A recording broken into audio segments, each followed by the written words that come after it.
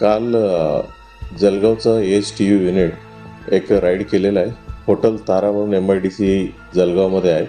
त्या हॉटेलमध्ये आमचं एक पंटर तयार करून तिथं पाठवण्यात आलेलं आहे. त्या कारवाईमध्ये आम्ही 3 आरोपींना अटक करण्यात आलेलं आहे. 3 आरोपींचं नाव आहे योगेश देवरे, राज तायडे, मंगेश सोमवंशी असं 3 आरोपी आहे. आणि या कारवाईमध्ये 3 विक्टिम्सला आम्ही रेस्क्यू करण्यात आलेलं आहे.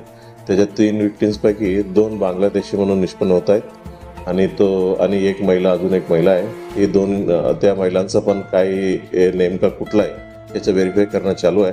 आणि हे दोन्ही बांगलादेशी निष्पन्न झालं, त्यांच्या पासपोर्ट ॲक्ट अनुसार आम्ही कारवाई करणं चालू आहे. बांगलादेशी असल्याचं नेमकं त्यांच्याकडे काही कागदपत्र मिळाली नाही, ते स्वतःहून कबुली देण्यात आलेलं आहे. बांगलादेश पाठवलं काय कारण बरोबर आहे. प्रोसिजर पूर्ण फॉलो करून कोर्टाचं परमिशन घ्यावं लागतं. एकदा ऑफेन्स रजिस्टर झाल्यानंतर त्याच्यानंतर डिपोर्टेशनचा कारवाई करणार.